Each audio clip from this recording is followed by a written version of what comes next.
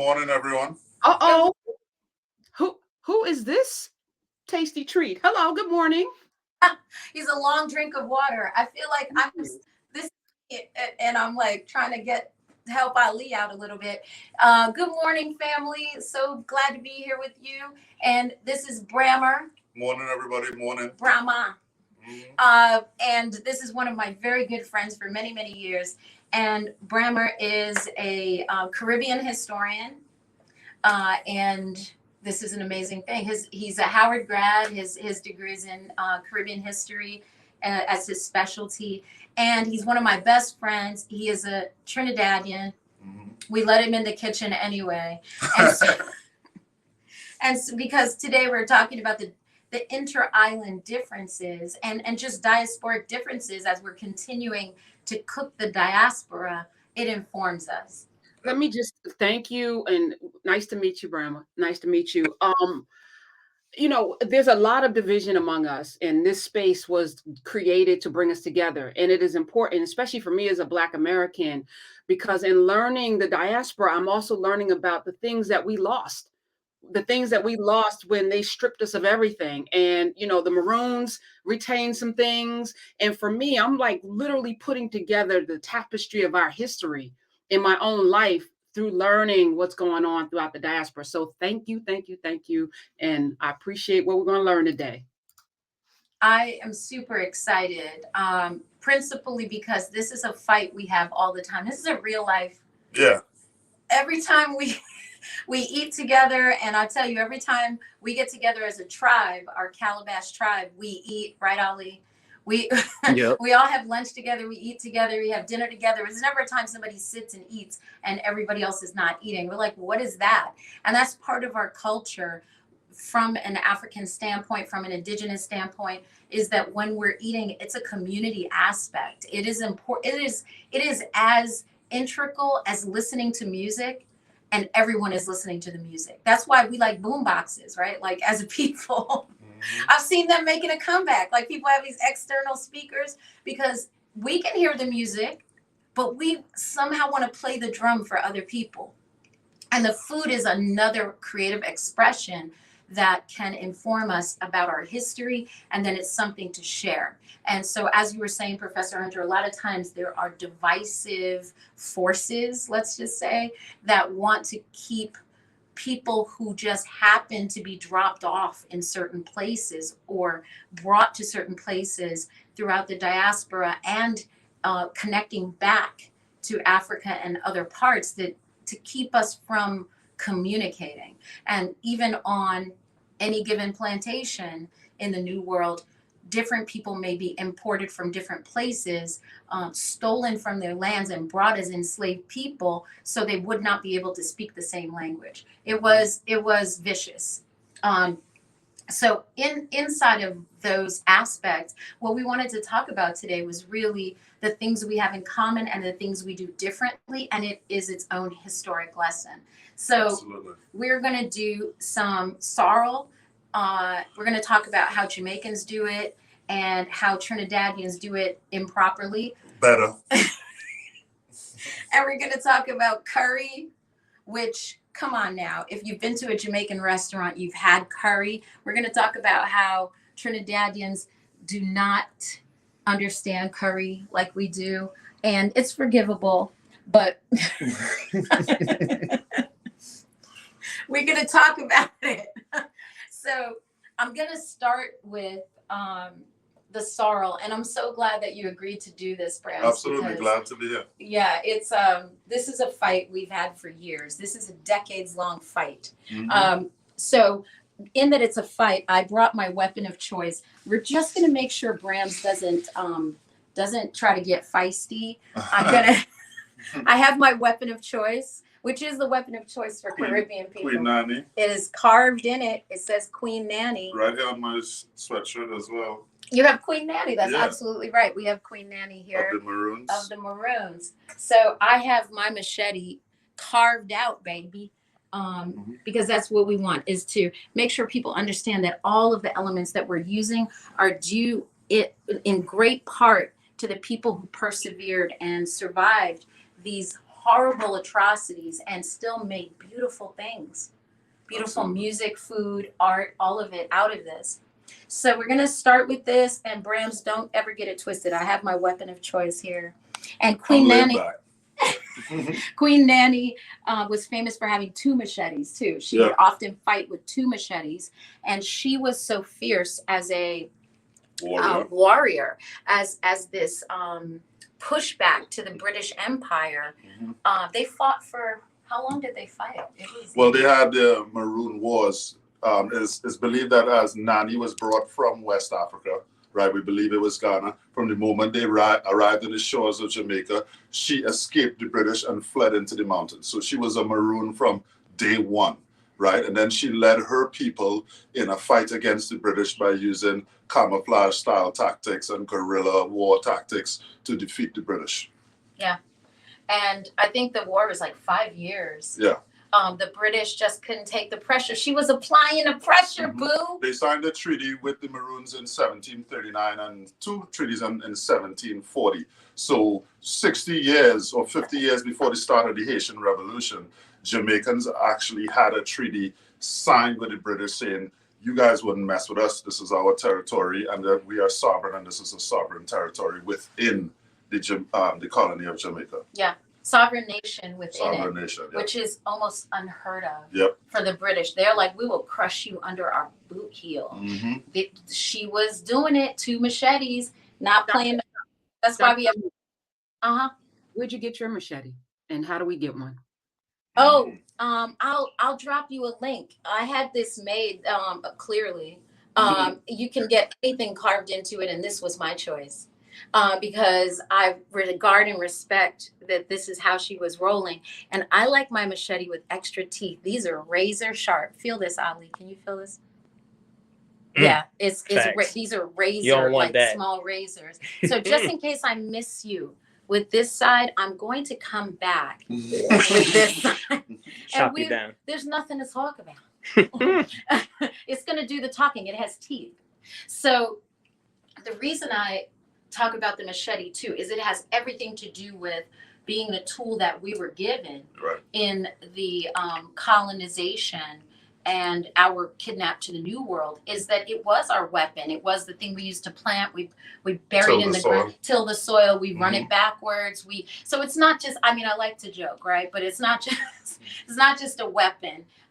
It is. What did it say in the Bible, that weapons turn them into plowshares or something like that? That it really is that. Like, you do everything with it. You cut coconuts with it. You eat with it. You cut down things that you use for yourself out of trees. You use it in everyday life. It is just ubiquitous all over the Caribbean, and that's why, like, our design has 2 machetes on it, crossed, and then it has 1843 because this is the date that we started to understand. I'm sorry, that wasn't that long ago. So we have 1493 because what we're representing is that 1492 action. This is our pushback. This is the resistance that starts after the colonization. And those initial ships that came over, this completely understandable that during that time is also the time of the Spanish Inquisition. So we have this ousting of people, a lot of Moors, a lot of Muslim people, a lot of Sephardic Jews, a lot of, are forced to leave or be tortured at that time in the late 1400s in Europe. And then what results is this mass migration and colonization of the New World, and that begins in the Caribbean. So when we talk about it, like it really starts there, and the understanding of being able to overtake people who are being peaceful. These Arawak and Carib people are like, oh, hi, and it immediately is an aggression at that point on the part of the Europeans. So in that, when we talk about the different overlays of our cultural differences and commonalities, Sorrel and our curry are perfect opportunities to talk about that. Pre-colonial history, colonial history, it's all tied into the food. I think it's important to remind our audience that it's really about the agriculture, right? That's what colonization and slavery was about. They came for our crops. Absolutely. Everything that, you know, whether it's cotton, you know, tobacco, indigo, spices, sugar. Sugar was queen sugar. So our first dish is the sorrel, which I'm going to show you what Jamaicans typically put in it, and then a little couple of things we add. Wrongly. What did you say? I just pointed. Continue, please. He said wrongly. It's gonna get. This is our Caribbean food fight. It's all don't do it. Don't do it. Have mercy. Here's the thing. As much as Caribbean people, look, you get any 3 Caribbean people, maybe even 2 in a room, especially if we're eating, you're gonna have a conversation. It's kind of like who made the collard greens. You know what I'm saying? Every household makes the food differently. But there are commonalities to these different islands. And Trinidad, this is why I wanted you to be here, even though Trinidad and Jamaica are 2 powerhouses in the Caribbean. So they really demonstrate the influences that overlay over time during that pre-colonial and colonial period, and so-called post-colonial, and we'll talk about that. I think, and you can almost tell the history of the islands based on the food and the way the different people on those foods then create specific items. So you mentioned that sorrel is also tell me how you guys do it wrong. Come on over here and talk to me about this sorrel. Which of these beautiful spices do you actually use in your? So pull that forward and put it there if you use it. No, just one. Okay. All right. So what is this? We have a bay leaf. So typically you're gonna boil a pot of water. Right. You're gonna bring the water to boil. Yeah. And then we're gonna add our sorrel. Yeah, which is our hibiscus. It's just a hibiscus. So these are hibiscus leaves. Okay. And then we let that boil for about 5 minutes or so, and then we start to add some of our Trini ingredients. This is the proper way to do it. All right. Oh my God. Sunyatta will show you how Jamaicans do it incorrectly after. So we have our bay leaf we will throw in. Yeah. And then we have some cloves. This is really important. Cloves adds great spice to it. Okay. We have cinnamon that we will also add to our mixture. Go ahead, put some cinnamon. I want to see what y'all working with. We'll add some cinnamon in our pot. And then we will take some ginger now. This is important. Please pay attention. This is the amount of ginger a Trini would use, right? This is the correct amount of ginger. This is the amount of ginger that Jamaicans use in their sorrel, right? So essentially, Jamaicans are making ginger beer with a tint of sorrel. Trinis are making sorrel with a tint of ginger. This is what's wrong with it. But I'm going to let you continue, and then you'll get corrected like a child. Okay, there we go. So once we add our ingredients in, we let it all boil for about 5 minutes or so. Yeah. Bitters, right? We don't have a bottle of Angostura, world famous bitters, which is from Trinidad and Tobago. But Jamaicans also use it. People all throughout the Caribbean use the bitters when they're making the sauce. So we would add bitters into aromatic bitters. You guys are familiar with Angostura bitters? Professor Hunter, you know those bitters? Can she hear us? I think she might be resting off camera right now. No, I'm here. I'm sorry. I was muted. Yeah. So you're familiar with bitters, like the cocktail bitters that you see ubiquitously in bars everywhere, like the Angostura bitters. As a former bartender, yes, I'm very familiar. Yeah. With Oh snap! Yeah, they put them in certain drinks. Say less. We didn't know. Professor. I learned something. I'm about to say we learned she was a DJ. Now we learned she was a bartender. What's next? Did you ever DJ and bartend at the same party? Never. So I'll tell y'all about my stripper career one of these as well. No, I'm joking. ahead. So the Angostura bitters, people might recognize that because it's in a bottle and it has like butchery paper around it. Yeah, like the paper is larger than the bottle itself. That's on purpose. That's part of the design style or aesthetic, I suppose. Yeah. So it's famous well, that's for how that. they got their trademarking. Right, yeah. Is that it was designed when people are like, you can't get your paper right. It has all this bunchy paper on it, but it's actually part of their trademarking.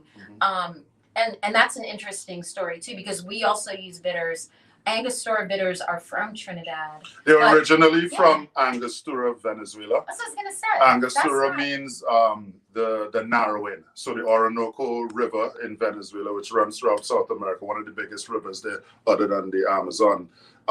Angostura, House of Angostura was formed in that area, and then when politics in Venezuela wasn't going in their favor, they moved to Trinidad, which is only 5 miles off the coast of Venezuela. Right. So people may not be aware of how close Trinidad is to South America. Yeah, it's extremely close. 5 miles. 5 miles. Is not. You could swim it if you really wanted to. Like that's not far. Many times Trinidadian and Venezuelan fishermen have gotten into tips because of fishing in each other's waters. We Trinis are well familiar with La Guardia Nacional, right, the national guard of Venezuela, because we've had some international incidents. But they're our brethren and our sisters. Yes, because you guys are troublesome.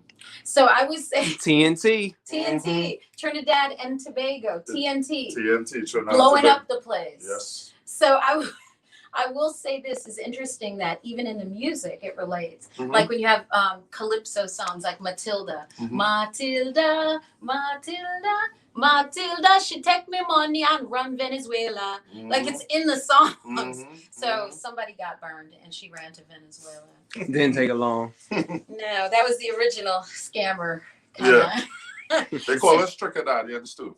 I wasn't going to say it. That's for another But time. yeah, I wasn't going to say it. Inventive. Inventive is what I'll call you all. So what I will say is that we also use bitters. But let's talk about what else you do wrong in your sorrel. Go ahead. Well, so we, Wait. Am I forgetting? You don't use any of these other No. elements? This is sorrel we're talking about. All so right, we then don't, go we don't ahead. put those Jamaican ingredients. All right, go ahead. So what you got Trinis, we tend to put white rum in everything we can. So we would spice including yourselves. Right.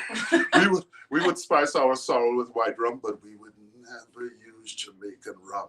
Right? Because you have no class. No. We Let would me tell use you Angostura, white oak rum, big up Angostura, right? So Angostura just runs your whole island. Pretty much. So tell me more about that in terms of Angostura and the colonial.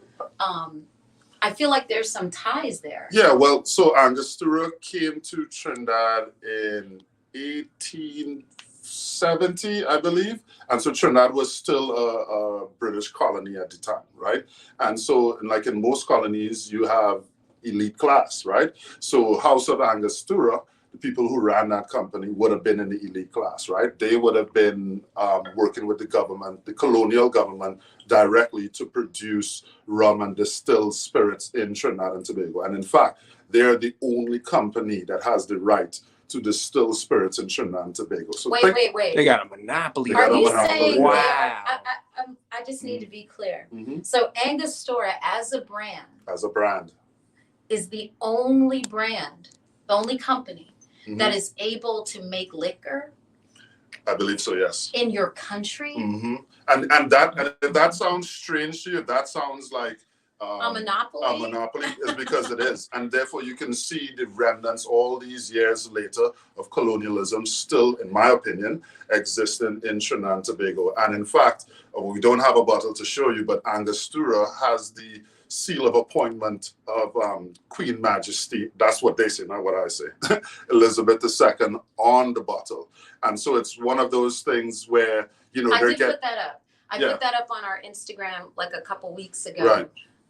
Per your it was a repost from you to show the bottle, and it still carries the seal of the British government. So sometimes you have independence and freedom, but you haven't freed your mind, right? So, and I always say, if you're going to be an independent nation, you should be shaping your country and the people in the image that you want to be. All the things colonial, if you want to keep them, keep them. But what's the point of that? If you're going to be a free and new nation, come up with your own identity. That's my personal opinion. That It's facts. is interesting Mm-hmm. that they still choose to put that on there. All right. And so the way to do it correctly is to create your own companies that have your country's flag colors, which, by the way, Jamaicans chose these colors, what we call red, gold, and green.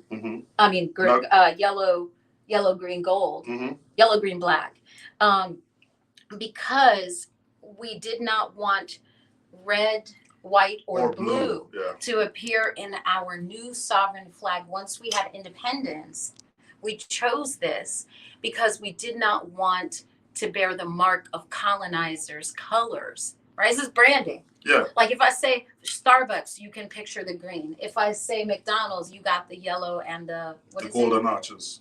Is it? It's not the golden arcs. It's not McDowell's. Home of the Big Mick. I was just thinking about that hat that you have the other day. That's too funny that you say that. McDowell's. Yesterday, I don't know why it came to mind. It just came to mind. It says McDowell's and it says Home of the Big Mick. But because I love that. So it's all about branding. It's because I love branding and I love the joke that was being told in the movie in Coming to America. And it's absolutely true. So as we say FedEx, you see those colors. As we say McDonald's, Wendy's, Murder King, Taco Hell, like you see their symbols and you see the colors. And so Jamaicans were like, look, we are going to be a sovereign nation. If we're going to do that, we're going to divorce ourselves from the colors that run through Europe oft more than not.